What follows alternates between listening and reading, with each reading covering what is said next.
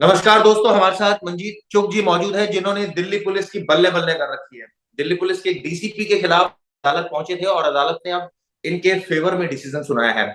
सबसे पहले मैं स्वागत करता हूं मंजीत जी। एक बार पहले भी हम आपसे बात कर चुके थे और आपने ये एक तरह से ये कहूं कि दिल्ली पुलिस का एक तरह से उनके अधिकारियों के खिलाफ एक्शन लेने की एक प्रण ले रखा है। एक तरह से तपस्या आप कर रहे हैं। मैं अक्सर आपको कई सालों से देख रहा हूँ, आप इसी तरह से पुलिस के पीछे पड़े रहते हैं। आखिर इतनी दुश्मनी क्या है पुलिस से आपकी? सर, आपको पिछली बार ही बताया था, दुश्मनी नहीं है, जो सिस्टम के खिलाफ जाके काम कर रहे हैं। और आपके नॉलेज में भी आया होगा, जो हमारे पीछे कमिश्नर साहब गए अस्थाना साहब, वो दिखते तो बड़े सख्त थे। बहुत चेंजेस करने की कोशिश करी। वो चेंजेस सिर्फ एक अधिकारियों को, जो नीचे, जो आईपीएस से नीचे की लॉबी तक है, उनको डराने के लिए तक तो बहुत कुछ किया उन्होंने। लेकिन अब पता चला है, आपके नॉलेज में आया नहीं आया, मेरी नॉलेज में आया है कि 44 करोड़ रुपया उन्होंने एक साल में अपने टाइम पीरियड में आओ भगत के ऊपर खर्च किया है, जिसकी कैलकुलेशन निकलती है तकरीबन 15 लाख रुपए रोज का। अच्छा। और 300 दिन से कैलकुलेशन करें तो ये 44-45 करोड़ रुपए है। और पूरे पुलिस हेडक्वार्टर के अंदर ये चर्चा का विषय बना हुआ है। और हम्म। जो इन्होंने एक अपना ऑफिस होने के बावजूद, जो फर्स्ट या सेकंड फ्लोर पे इनका ऑफिस है, उसके बाद एक और मंजिल, 17वीं मंजिल में, 17वीं मंजिल के अंदर एक और अपना आलीशान ऑफिस बनाया गया है, जिसकी हम्म। मैंने अभी 8 दिन पहले ही आरटीआई फाइल करी है। हम्म। और वो चर्चा में है। और अंदर से अधिकारीगण, इवन डीसीपी रैंक के अधिकारीगण भी खुश हैं। जो आईपीएस नहीं है, दैनिक रैंक के अधिकारी हैं, वो खुश हैं कि बहुत अच्छी आरटीआई फाइल हुई है। अब नहीं नहीं, ये दूसरी आपको जानकारी कहाँ से मिली? ये आप बात थोड़ा और डिटेल में बताइए कि किस अधिकारी के बारे में आप ये बात कर रहे हैं। और जो आपने बताया, जहां तक मैं समझ पा रहा हूँ, राकेश अस्थाना जो फॉर्मर सीपी रहे हैं, उनकी आप बात कर रहे हैं। आपको जानकारी कहाँ से मिली और आपने क्या अदालत का इस पर क्या रुख जो है वो है? इंफॉर्मेशन तो मिली और इसको वेरीफाई भी किया। अब हम्म। वो बताना ठीक नहीं रहेगा कि किस अधिकारी की तरफ से। ये नहीं है कि अधिकारी ने कह दिया और हमने आरटीआई फाइल कर दी, एप्लीकेशन लगा दी। उसको क्रॉस चेक किया। क्योंकि अब मैं आरटीआई फाइल करूं तो महीने बाद जवाब आए, वो उसका नील बटा नील निकले, उसका मैं फायदा नहीं है। मैं पहले भी कह चुका हूँ कि भी मैं कोई केस हारने के लिए फाइल नहीं करता। हम्म। अभी भी यही इशू आएगा इस आरटीआई में, मैक्सिमम जो मुझे उम्मीद है। ऑडिट तो होता नहीं पैसा, सुप्रीम पावर है कमिश्नर को, उन्होंने खर्चे में दिखा दिया होगा। अब या तो इस चीज को ऑडिट पे लेके जाया जाए हम्म। कि भी इतनी पैसे अलाउड होते हैं एक साल में कमिश्नर ऑफ पुलिस को, और ये यहाँ खर्चा हुआ है।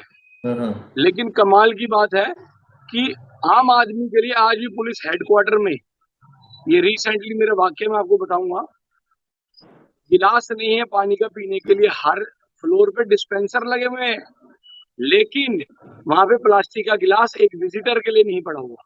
हम्म।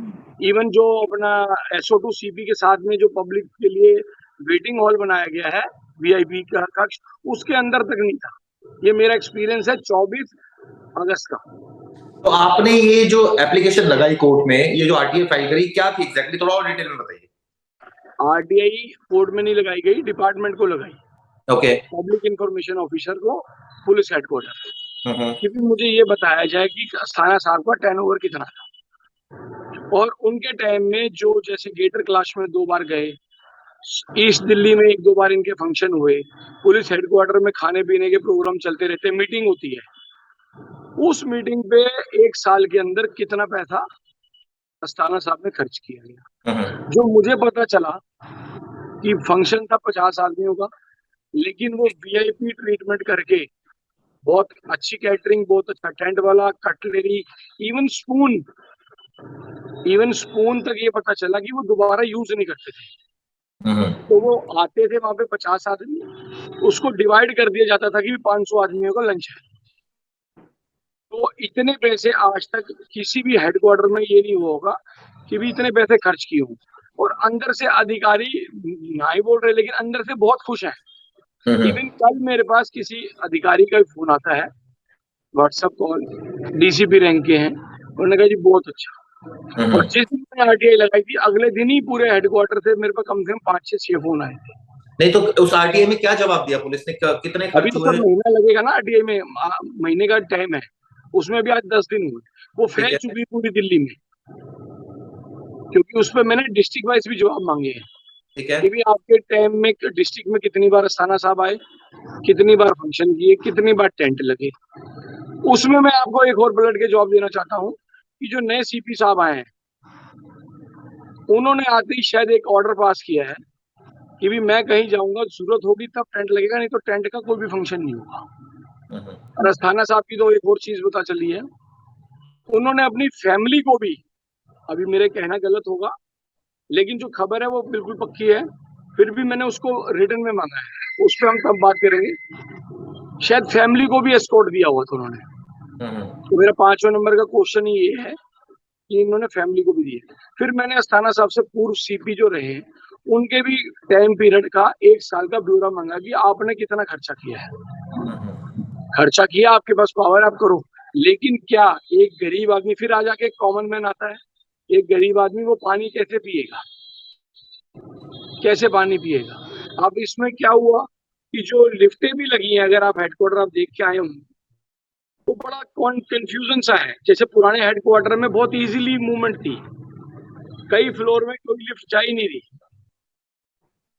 पहले 6 लिफ्टें इकट्ठी थी पुराने हेडक्वार्टर में, या 3-3 करके 2 पार्टों में दे रखा है, और हर फ्लोर में हर लिफ्ट नहीं जा रही। अब जैसे मैं व्हील चेयर पे गया हूँ, मेरा एक्सपीरियंस था व्हील चेयर पे, तो मुझे थोड़ी सी अनकंफर्टेबल लगा, लेकिन अब मेरे को जिद थी, मेरी जरूरत थी कि भी नए सीपी साहब से मिलना है और कुछ फैक्ट्स बताने हैं उनको डीसीपी साउथ के खिलाफ, तो वो भी मैंने उनको बताया जाके।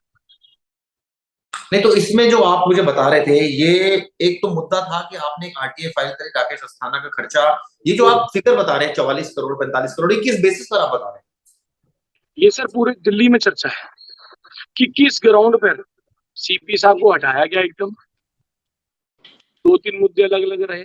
ये मुद्दा भी होम मिनिस्ट्री तक पहुंचा, वहां पे डिस्कस हुआ, और 2 डीसीबीज के इशू थे, ज्यादा खोलना ठीक नहीं क्योंकि हम तो सिविलियन आदमी हैं।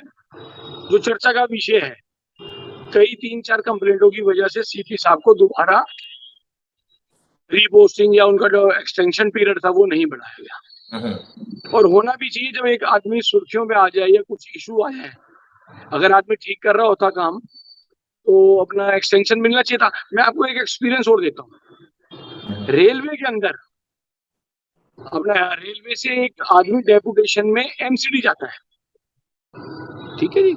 आज वो 6 साल, बल्कि आज 7वां साल पूरा हो चुका है, आप इसको क्रॉस चेक करें, 7वां साल हो गया है, वो एडिशनल कमिश्नर रैंक पे आज भी एमसीडी के अंदर डिप्यूट है। 7 साल से कंटिन्यू उनको एक्सटेंशन मिली जा रही है। और ये बड़ी अजब सी बात है कि एक आदमी 7 साल से एक ही डिपार्टमेंट में बैठे, नहीं तो एक्सटेंशन 1 साल 2 साल। अगर आप उस 7 साल वाले से पूछेंगे, तो अगर आप ग्राउंड रियलिटी पे देखें तो उनका वर्किंग जो रही होगी वो 0। अब देखते कि होम मिनिस्ट्री अब और मैक्सिमम पीरियड ही एक्सटेंशन का 7 साल कर दिया है, तो इसलिए वो 7 साल सेवा कर रहे हैं आगे भी और पीछे भी, और उनको मलाईदार पोस्टिंग दी हुई है एमसीडी के अंदर।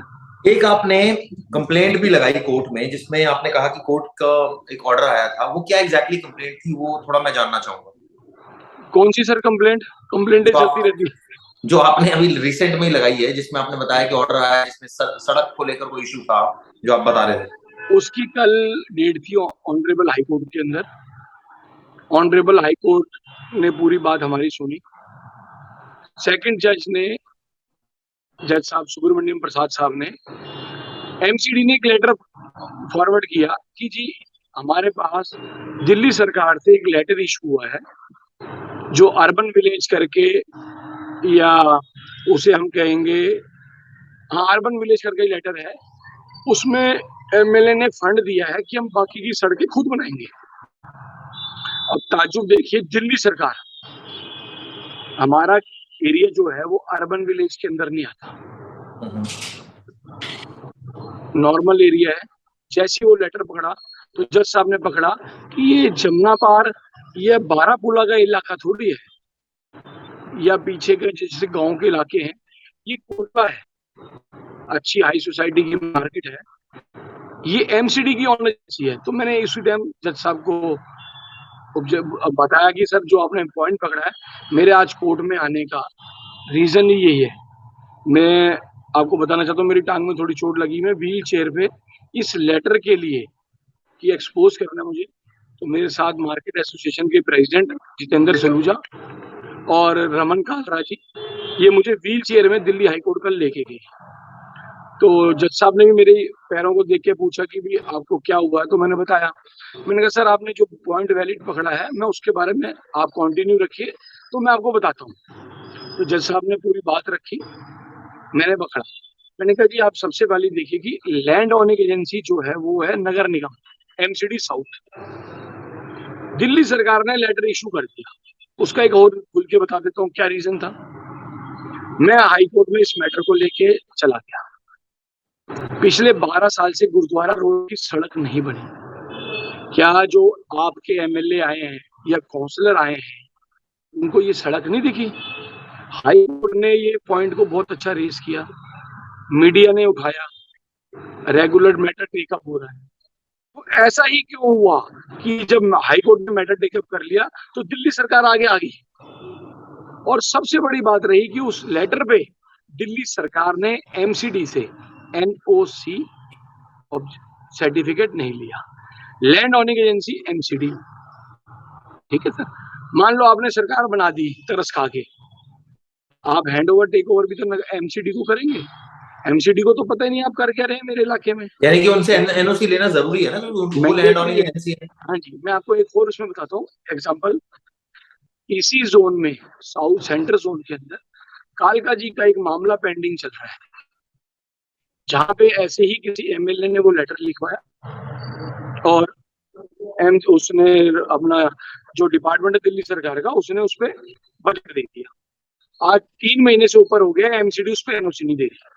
और पिछले 20 साल से, ये मेरा वादा है, मैंने इस पे काफी रिसर्च किया, पिछले 20 साल से एक केस हुआ हो तो हुआ हो, वरना 20 साल से एमसीडी ने इस डिपार्टमेंट को एनओसी नहीं दी। उसका एक रीजन होता है कि एमसीडी को पता है कि मेरी पानी की लाइन कहाँ जा रही है, ये सीवर की लाइन कहाँ है। रूरल डिपार्टमेंट या अर्बन विलेज जो भी डिपार्टमेंट है वो आगे अपना काम करके चला जाएगा।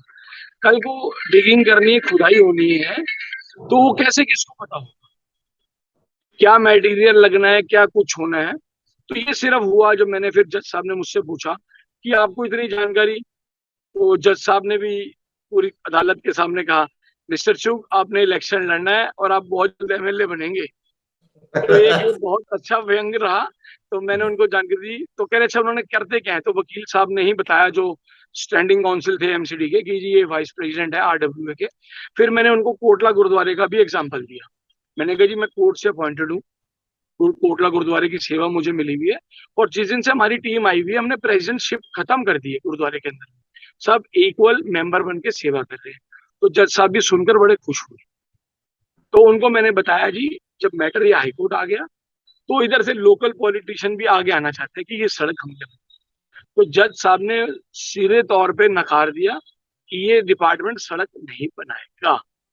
और आज मैं आपको बताना चाहता हूँ, ये सबसे पहले आपके पास ही खबर पहुंचेगी कि एमसीडी ने तैयारी कर ली है उस डिपार्टमेंट को लेटर लिखने के लिए कि जज साहब ने इसको ओपन हेयरिंग में टेकअप किया और सेल्फ एक्सप्लेनेटरी कहा है कि ये सड़क एमसीडी ही बनाएगी। तो ये कल का रहा।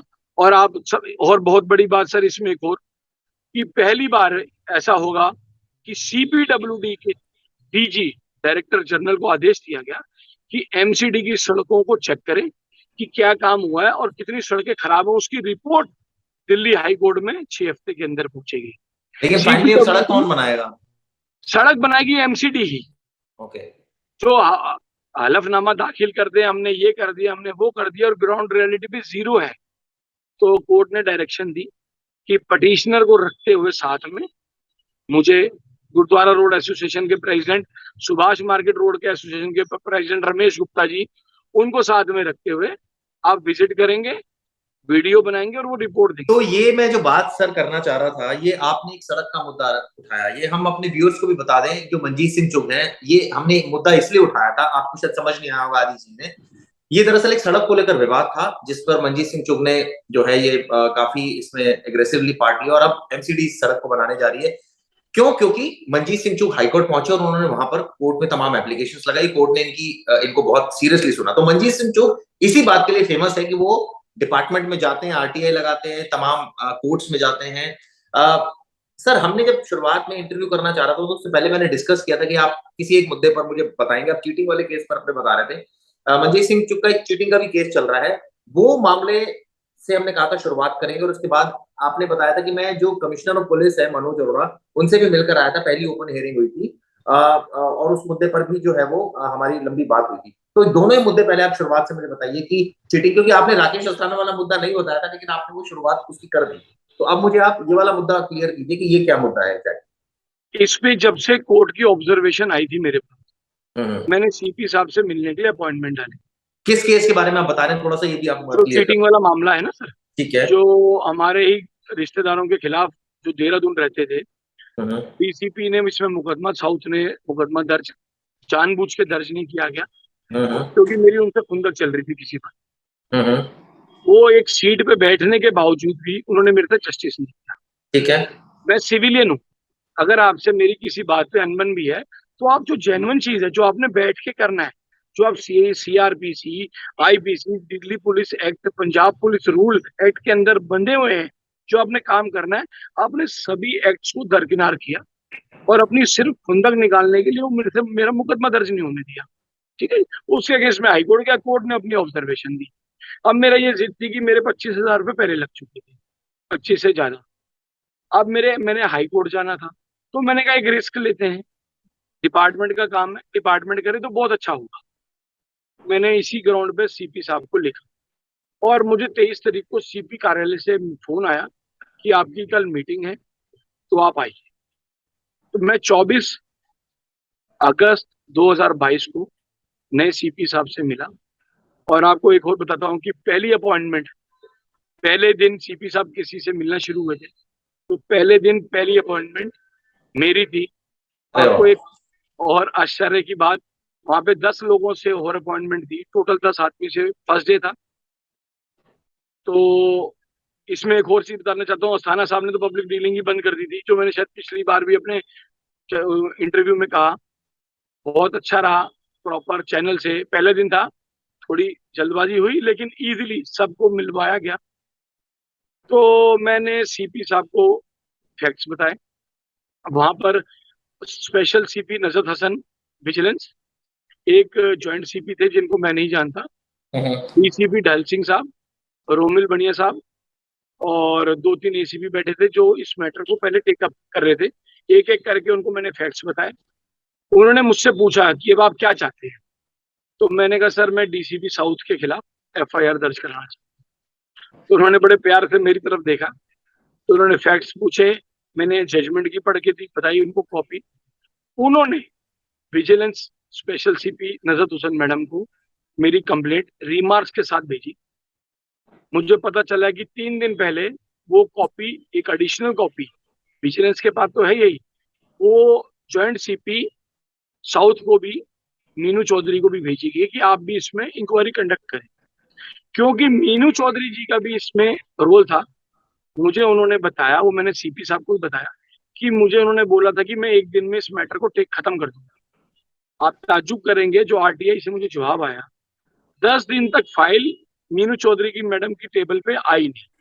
अब वो क्यों नहीं आई, या तो आईपीएस ने आईपीएस को बचाने की कोशिश करी, या लेडी ने लेडी को बचाने की कोशिश करी, ये मैडम ही बता सकती हैं, या इंक्वायरी जब कंडक्ट होके आएगी तब पता चलेगा। तो ठीक एक्सपीरियंस रहा मेरा सीपी साहब से मिलने का।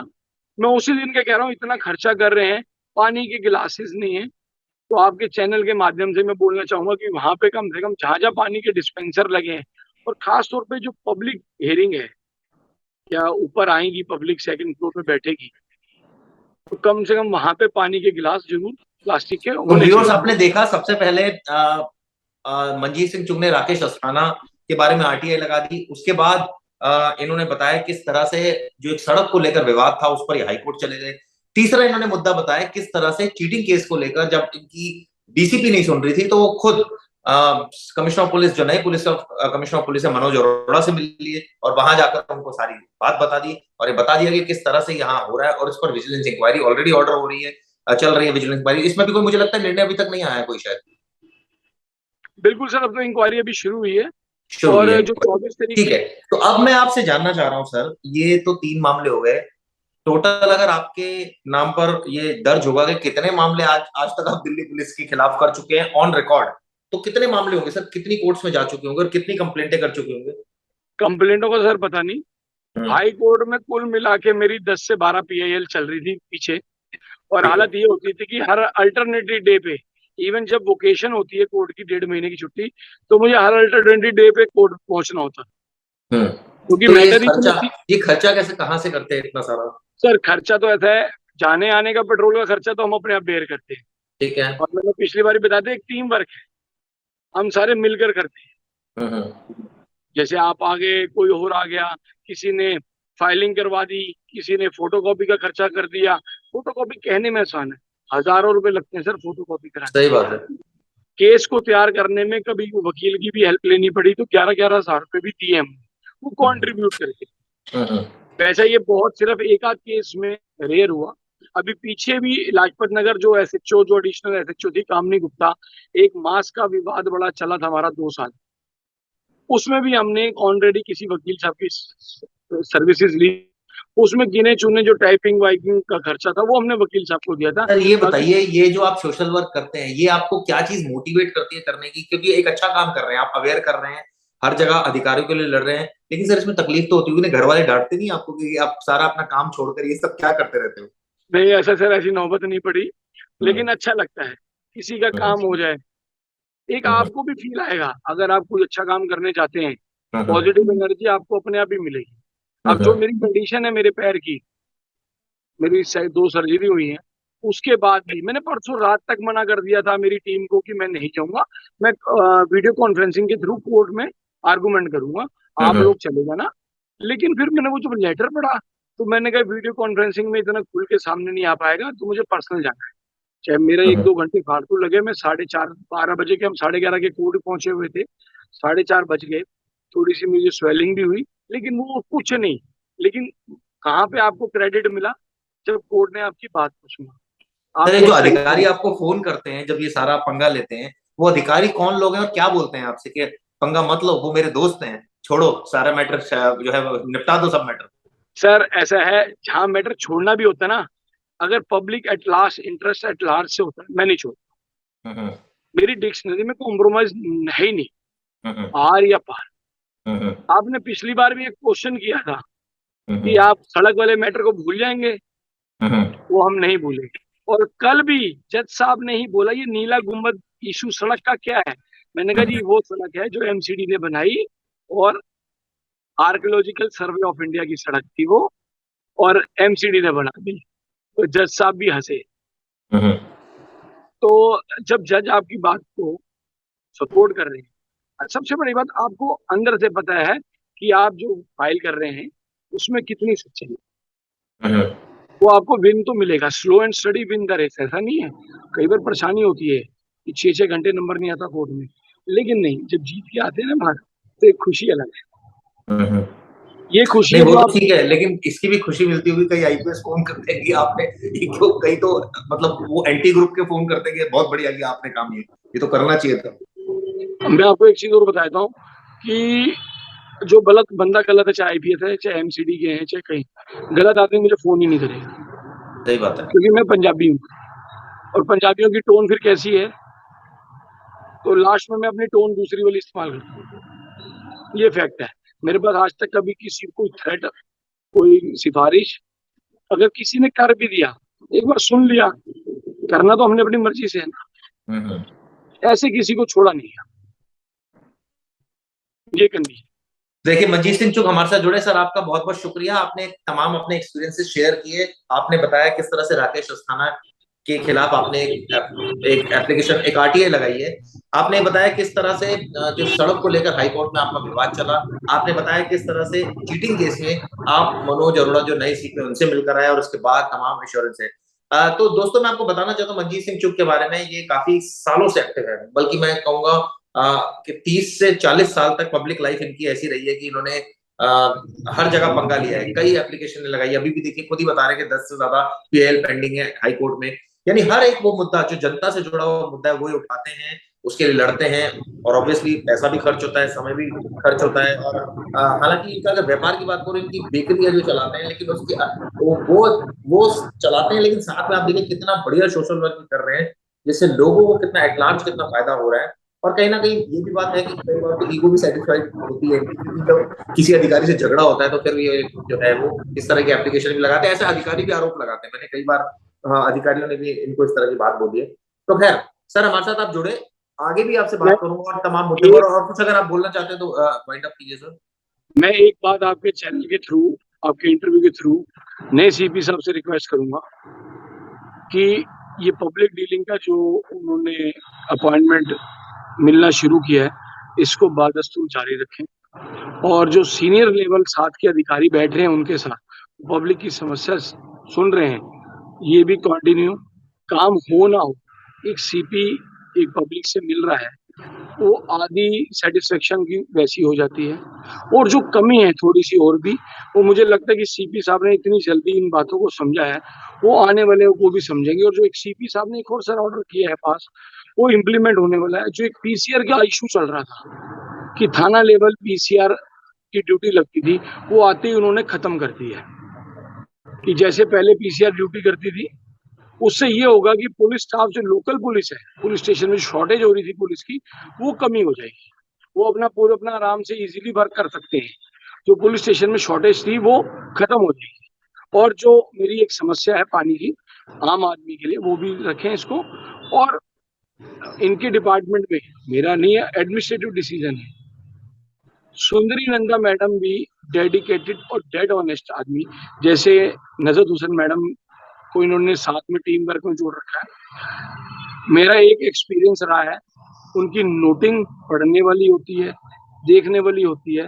तो सीपी साहब इसको भी, मेरे पॉइंट को कंसीडर करें और उनको भी अपने साथ रखें। चलिए, बहुत बहुत शुक्रिया मंजीत जी, आप हमारे साथ जुड़े, क्राइम तक के साथ जुड़े, आगे भी आपसे बात करते रहेंगे। Thank you very much sir.